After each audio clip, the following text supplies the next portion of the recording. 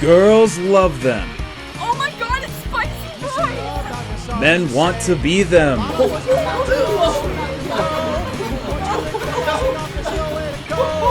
They're the Spicy Boyz, one of the biggest bands of all time.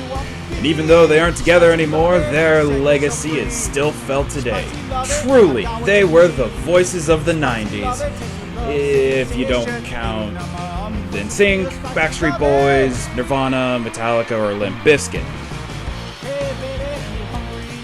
But the question remains, how did two high school friends turn into one of the biggest bands of the 90s? And how did this success change the Boys of Spice? To find out, we must go back to the very beginning.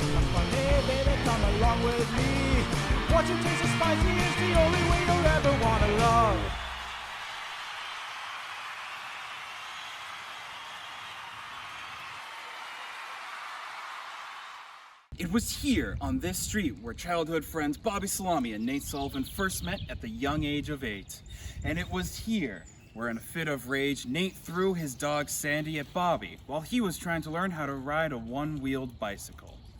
They instantly connected, and for the next 10 years were throwing other small animals at other non-motorized vehicles, which resulted in 2 lawsuits, in which they won both.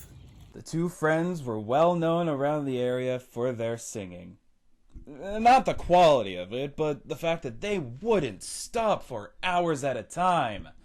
Sometimes their throats would get so sore that they needed a hospital, which was so far away it wasn't worth the trip. Well, the singing was really the only interesting thing about him. I tried to get him into clubs and activities in school, but all he wanted to do was sing. In fact, he was so annoying, he got kicked out of everything. Oh, you know my little Bobby. You know, he was always so interesting. He would prance around the house and he'd sing his little songs and, well, you know, at the time they were dreadful. But, you know, he had passion, and that's a good thing. You know, every boy needs a hobby after all, at least that's what I always say. Shortly after graduation, Bobby Salami and Nate Sullivan decided to start singing in clubs around the city of Cleveland. Yeah, I remember when it was just Bobby and Nate. Like, such a legend so early in the career, dude. It's crazy. Were they any good back then? Dude, are you making a documentary about the Spicy Boyz? Dude, I'm wearing their shirt! It was during one of these performances that they got the attention of one Dredrick Brugenheim. As there was no footage of that event, here is a brief reenactment. Say, you look like a fellow who's looking to do something stupid? Why, yes I am. What would your name be? I'm Bobby, and this is my friend Nate. I am Nate. We're looking for a band person. You a band person? Sure mighty do I am. My name's Dredrick. Nice to meet you. Nice to meet you too. I'd like a drink, please. Neat. So, you ready to get started? Not at all. Can I get a double-decker poetry, please? Say what now again? I think we've got a name going. The double-decker palm trees went absolutely nowhere. In fact, there is no recorded footage of it actually ever existing. It was the most loathed and hated band of the 1980s. But this wouldn't be the end of their musical journey, for it wasn't much longer after that they met Sjork Bjork, an amateur drummer looking to join a metal band. Now that the band had a solid foundation of members, the search for a manager had begun. Here are some of the lost interviews of managers that almost were. Look, I think you guys have a lot of potential, but I think a brand change will be for the best. I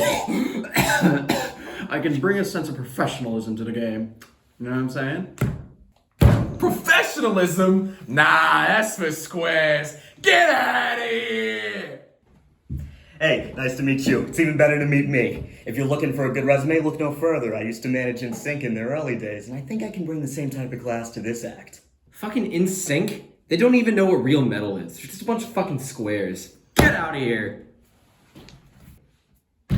You kids want to make $1 million? Yeah?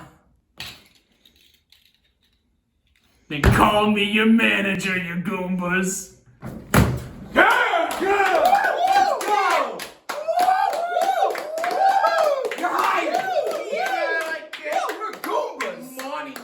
With their manager, Joey Shit-Knuckles Babagoozy, found, the band finally started taking shape, but some members were unsure about the decision. Yo, who wants to play Trisideon? And it was in this alley where the 4 band members met Darude Hedgemaze, a homeless person that just so happened to play the bass guitar and who would agree to very low pay. It was perfect.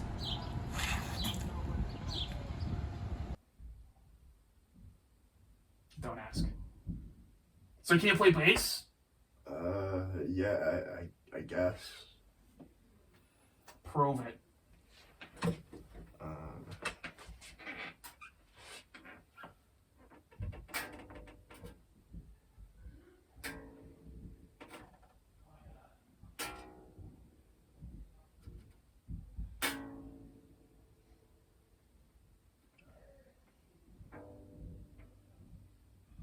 I've heard enough. You're hired.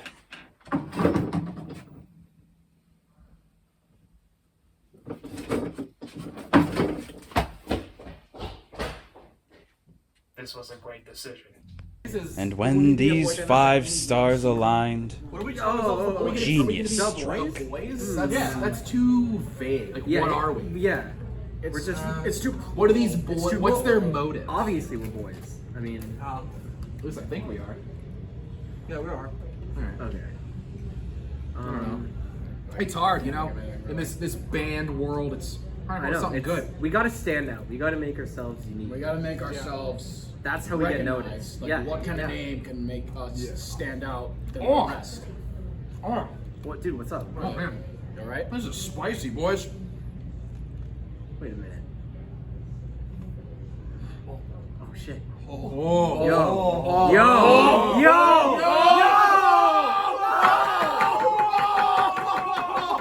We are the Spicy Boyz, the next big hit. And today, we're going to film our first session. First of many sessions, actually. Alright, everybody, let me count you off. Yeah, dude. 1, 2, 3, 4. Oh, yeah. Oh, damn, it's cold out.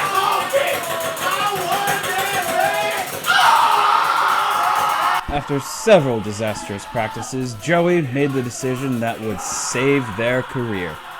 You know, I tried to license Paula Abdul music, but, you know, they wouldn't sell it to me. So, I just got some royalty-free music instead. They sang over, and we're golden, baby! Hey, baby, look my way! With the release of their single, Spicy Lovin', they completely took the world by storm. The summer of 1995 was dominated by Spicy Lovin'.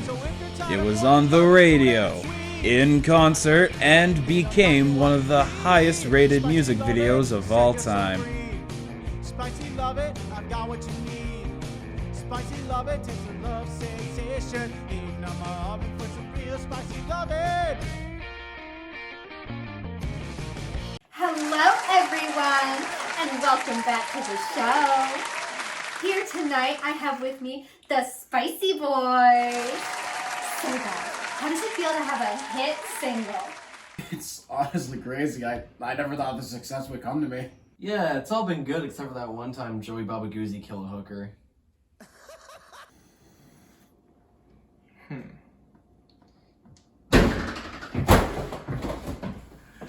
Guess who just killed a hooker?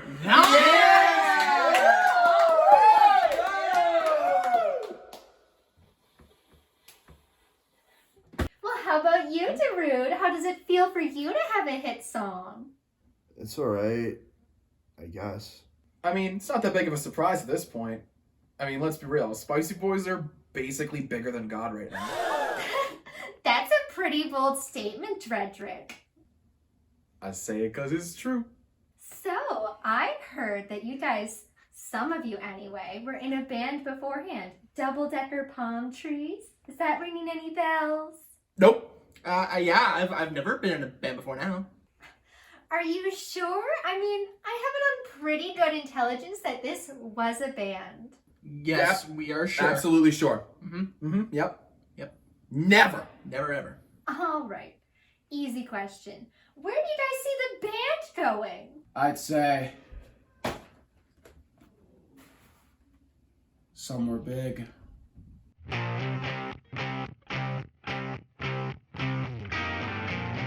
And this success continued with the album Spice Rack, which topped sales charts in 1996. This album included some of their biggest tracks, including Lemonade for Breakfast, Get Stupefied, Outlet for Love, Scooby Dooby Boobs, and the cult classic I Fucking Love the Movie Matilda. Hello, everyone, and welcome to tonight's show. My guest tonight is the lead bassist of the band Spicy Boyz, Darude Hedgemaze. How you doing, Darude? It's alright, I guess. Well, you must be excited because Spice Rack is the hottest album right now. I don't know. Maybe? Well, what about making the album? There must have been something fun there. No. They're assholes. Are you, like, not friends with the rest of the group? No. I don't like any of them. That same year saw the release of Unlimited, a science fiction book written by Bobby Salami. Yeah, the fact that this idea that was just a thought bubble in my brain is now a hardcover book sold in Barnes & Noble is something really special. I mean, I worked really hard on this story. It was there for a while, and now that it's out, it feels really good to have it there, you know? Just to have people experience the story the way that I experience the story. It's really something special. I hope people like it. It quickly sold exactly 12 copies. But there was still one media not yet taken by the ways of Spice. Cinema. In 1998, the film Spicy Lovin', a look into the life of the band during their tour of America, hit theaters and became one of the highest grossing films about a band going on tour in 1998. So the film seems to be doing pretty well in the box office. Yeah, we worked really hard on it. Oh, actually, the studio worked really hard on it. We didn't really do much. But I mean, yeah, but like we did a lot of singing. Oh yeah, we did do a lot of singing. Yeah. So, do you guys think a sequel's possible? Oh, absolutely. I mean, you know, we still got so many tours in us. You could honestly make a movie about each and every one of them. And, you know, with that, there's so many films and money to be made. So, how long do you guys see this band lasting? Oh, a very long time. We want to be the longest running band in history. Really? Yeah, I mean, we're all great friends and we love making music. I think we're going to be together for a long time. I give it a week. In the end, Darude wasn't far off. You see, girlfriends and other types of drama started to enter their lives, and their incredible bond started to weaken. In 1999, Syork started dating a female by the name of Cassandra, who then cheated on him with Joey and Bobby. You whore! Darude dated a girl named Sissy, who then cheated on him with Joey and Syork. You whore! And Dredrick dated a girl named Francesca, who then cheated on him with herself. You!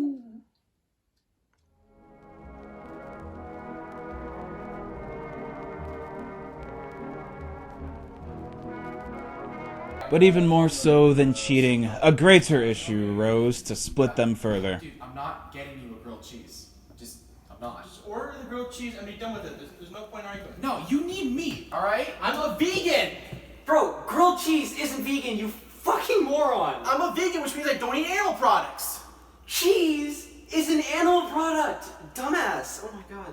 Look, what is cheese? Oh my god, cut the camera right now. Just do it, cut it. In fact, they became so separated that they wouldn't even be seen on stage at the same time. Alright. Oh yeah. Okay. I'm a giant walking down the road, crushing cars with my toes. You feeling me, dude? Hot chicken. Tell me what you're missing. Kiss another man while I'm working in the kitchen. Hey! It's mine. Come on, man. I got a whole set planned. No. It's mine. Oh, I see. You wanna go? You wanna tussle? You wanna go? You wanna tussle, man? You wanna go? Give me with the. Oh! Whoa, hey, what's he doing?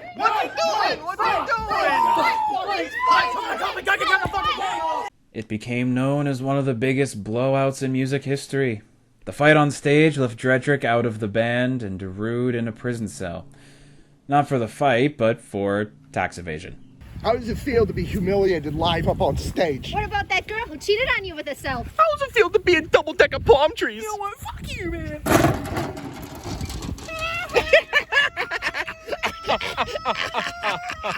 So, how does it feel that Dredrick is officially left the band? Well, he was wounded, and now it's up to him to mend himself. No! He fucking left the band. He fucking left the, hello? He fucking left the band, period, exclamation mark. He fucking left the band. I mean, since when did we become the bad guys? That's the part that I don't understand. You get me here? That is what I don't understand. When did we become the bad guys? He fucking left the band. Jesus Christ. Just cut the camera. But while in prison, something unexpected happened. Darude discovered the dark and dingy art of heavy metal. After his prison release, Darude convinced Syork to also quit the band and form a new metal group known as the Black Razors. Yo, so, yeah, I got some good ideas. Black Razors are in here. God damn it. Yo, who is it? It's me. I'm here to record your guys' recording session. Fine, come in. We are just doing guitar and vocals. I'm playing drums and guitar, and then Darude's doing, bass and vocals. We got the drums tracked the other day, we got the bass tracked just a couple hours ago, and now, we're banging out guitar and vocals. For our new song, Head Stuck in a Meat Grinder. Here we go.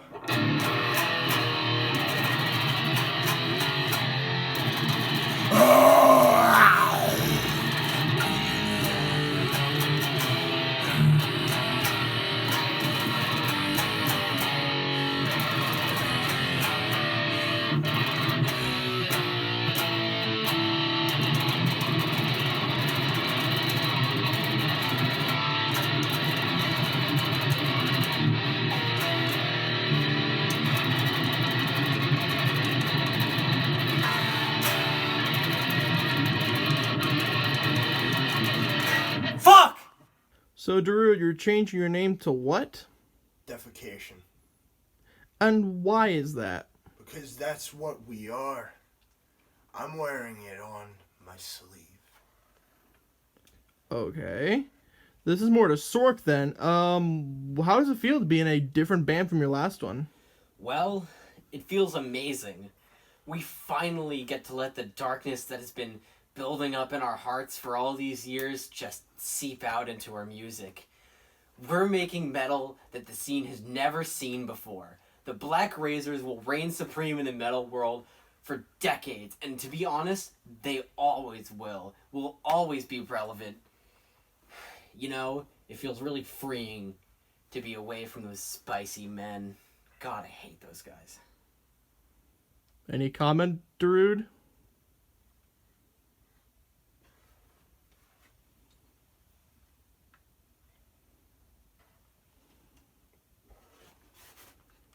Meanwhile, Dredrick had also discovered a new form of music, rap. Okay. All right. Okay. All right. Okay. Yeah. I'm JTD working on a song. Exactly 2 months after leaving the band, the first track by J Tasty was released, titled Origin Story. The song told the story of Dredrick's abusive father and his 3rd grade fishing trophy. Hey y'all, it's Jay Tasty, and today I'm back again to talk about something a little more serious. That's right, talking about my dad, and how he hurt me when I was just a little boy of 18 years old. My dad, he called me stupid. Then I said, Dad, you're stupid. Then he said, don't talk back, young man. Then he did something unplanned. He took my 3rd grade fishing trophy and he threw it at the wall. Then I grabbed a ball. It was tragic, y'all. When my dad smashed my 3rd grade fishing trophy, well, that changed any man, myself included. And is that what got you from a spicy boy to a tasty boy? Man, I had to find myself. So then I went and had an epiphany, and I realized I was meant to be a rapper. And why did you choose the name J Tasty? Cause Jay is tasty, y'all. Around the same time, Joey Baba Goosey was also becoming a problem. Hey Joey, I thought of a new idea for a song. Maybe you don't want to hear about it. What the fuck? I'm very excited to announce my brand new cake shop. We sell cakes designed specifically for straight couples. Actually, we're here to talk about your murder allegations. Oh. Is it true that Nate Sullivan saw you with a dead body and a bloody knife on this exact desk? Yes, that is true. Do you see anything wrong with that?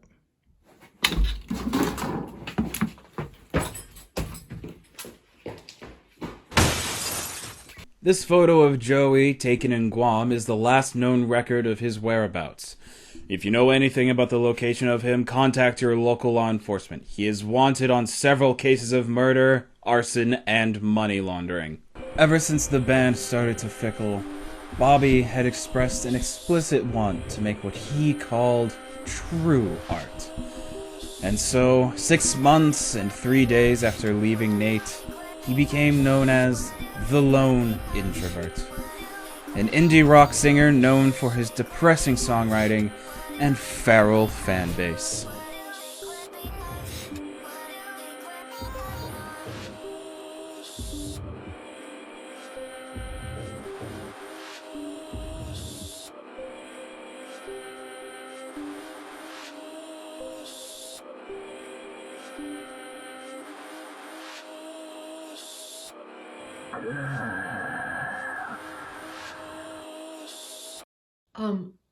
We can't actually see your face. Good. Just keep that way. You're sure? The only way to see me is through total darkness. Okay. Even the small amount of light ruins it. So, how does it feel to not be in the Spicy Boyz anymore? Well, Spicy, I can't even say it. They held me back. They prevented me from achieving true artistic prowess. And it wasn't until I left that wretched group of Neanderthals that I started to become something truly incredible. I am but a lonely bird, and I am to find my flock. During one of his tours, a woman leapt off an overpass and landed in the middle of Bobby's tour bus. When asked why she jumped, she said the cosmos told her to. This woman became known as Dark Tit, and following her fall-in with Bobby, became infatuated with him. They announced their engagement the following day. Okay, so, Mr. Lone, can we just bring in some lights? Because really, I can see your arms, but I really can't see anything else. I told you this last time. The only way to see me is through darkness. Okay, so that's where we are. So, rumor has it that you have just married, or about to be married, to someone named Dark, who from what I understand, you met earlier today. What's going on with that? Dark is an angel. She is also a demon. She is everything. What she does to me is inconceivable. She tortures me. She worships me. She makes me feel like I am but dirt at the bottom of a shoe. And she also makes me feel like I am the brightest day of the darkest night. It was at this point that Nate was offered a solo career by the manager of Justin Timberlake and other such talents. He since started to find success in his solo career. But then came the rumors.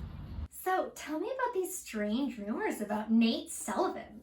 You see, all the Spicy Boys have been going down their own paths recently. I mean, they've all seemingly been going crazy. Except Nate. Yeah, Nate. Remember that one? Yeah. I think he might actually turn out worse than all of them. So, where's the evidence for these rumors? And they've all been getting, like, crazy names recently. I mean, the Lone Introvert, Jay Tasty, I mean, the Black Razors, it's all there. It's everybody but Nate, I'm telling you. It's absolutely insane. Like, I'm not wearing crazy glasses, am I? It was at this time that each of the groups were starting to find their own successes when Jay Tasty poisoned the well. Not a real well, a metaphorical well. If he had poisoned a real well, then many people would have died. Well, many people did die, but not from his metaphorical well poisoning.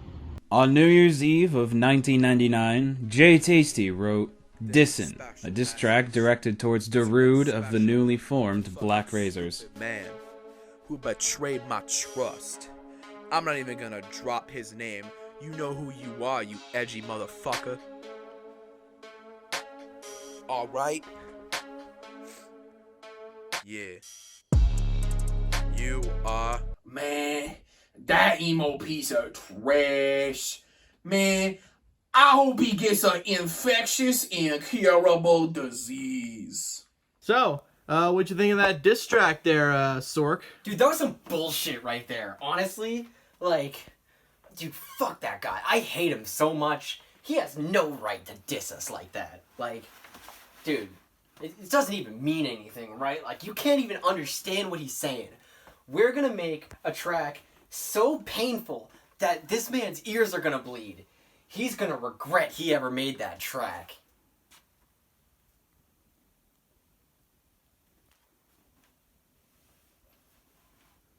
Do you got anything to say, Darude? This is what I have to think of Jay Tasty. Yeah, me too. I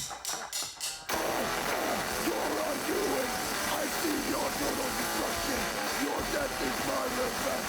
Take the pain you caused to me.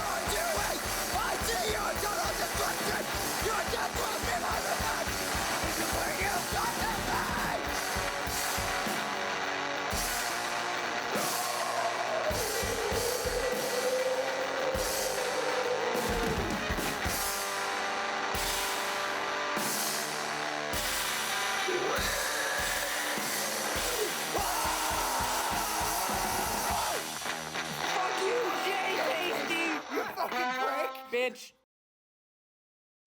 Hi everybody, I'm Logan Crawford and this is your entertainment report. Well, the music world seems to be getting spicy once again. Shh, ouch. The acclaimed band, the Spicy Boyz, will be getting back together for a reunion tour this summer. And boy, are fans stoked, because I know I'm one of them. They didn't even get past the first meeting. Guys, look, it's just one more album. Just a couple more songs. Like, we can do it. We can pull through. It's the label. It's not for us. It's for the label. I don't work for the man. The man don't control me. I'm Jay Tasty. Dude, I work on Listen, the free spirit. Look, I Jay don't work Tasty with, is done. We're the Spicy Boyz again. Nah. We're the Spicy Boyz for now. We ain't gotta. I ain't tired of working Jay Tasty on free I am. I'm working with the Jay Tasty. the lone introvert. Jay Tasty's irrelevant. All right. I'm Listen not to working me. with no black Just do it razors. for the label, my Black God. razors. More like the bitch razors. The fuck did you just say to me? What'd you just say to me? What'd you just say to me? Fucking kidding me. Why Will you? You got it to me. Oh my God! Dude. I'm not doing it. I'm not doing it. Where did you get that from? I'll do it. I'll do it. I'll do it. See how it is. Anything I see how it is. I only plan to shoot a bitch. You know what? Put him down. I'll do it. I'll fucking do it. I'll do it. I'll do it. Put down the gun. I'll do it. We're gonna do it too. Put the guns down or I'll do it. Down. Do it for the label, man. Come on. On the count of 3, we're all gonna put our guns down. Sounds good to me. Yes. Come on. And the pepper spray. Sounds fine. Okay. 1, 2, 3. Yeah. Nice and down easy, boys. There we go. Okay. All right. Now, All if right. you'll We can excuse do me. this civilly. Yes. Now, if you'll excuse me, I'm going to leave now, because I'm done with y'all bitches. Thank God. Get out of here. Get out. Come on. Fuck yourself. I said get out. Get out. Get back here. We don't need you.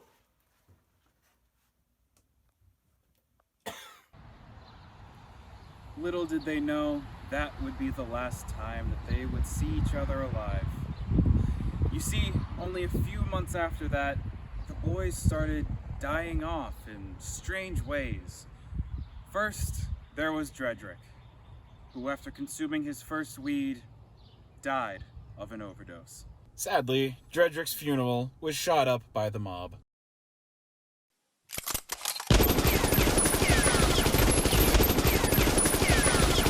Black Razors and we're gonna fuck your mom! Next, there was Darude, who after jumping into a mosh pit was beaten nearly to death.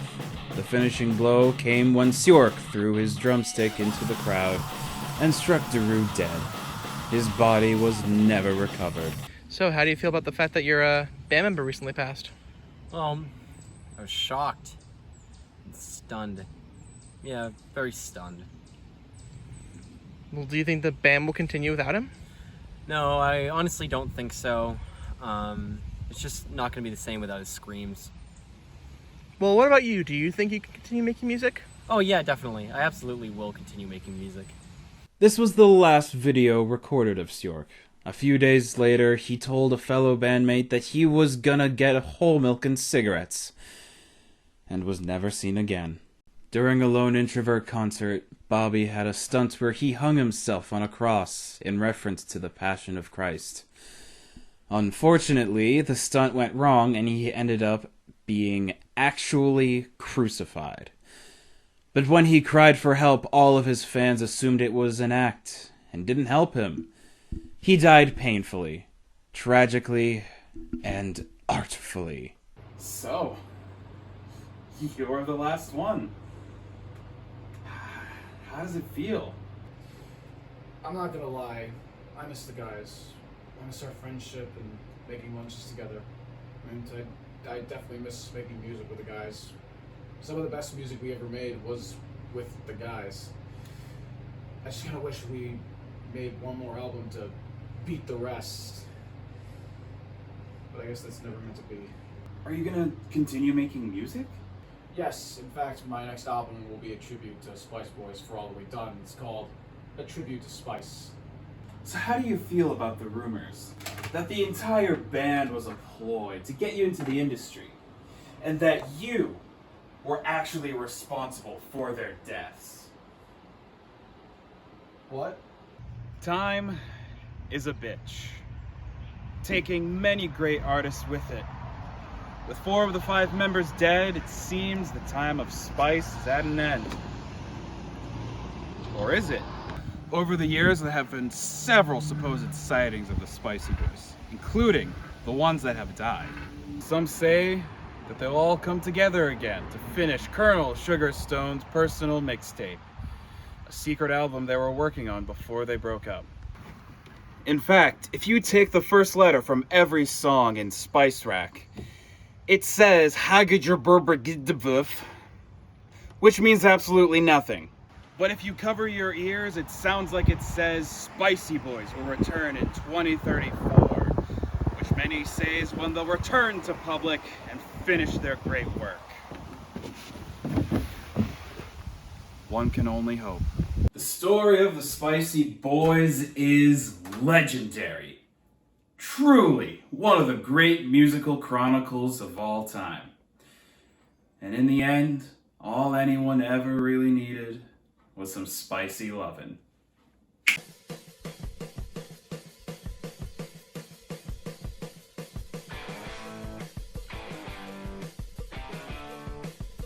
Oh God, Sam, fuck you.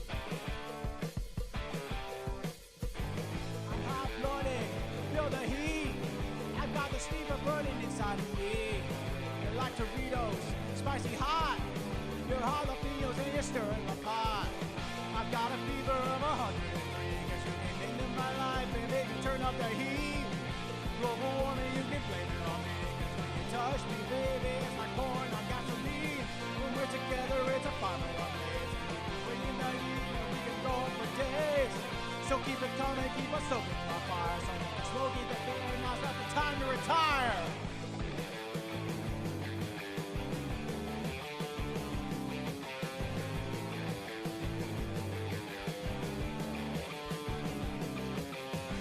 The smoke is rising, fills the room.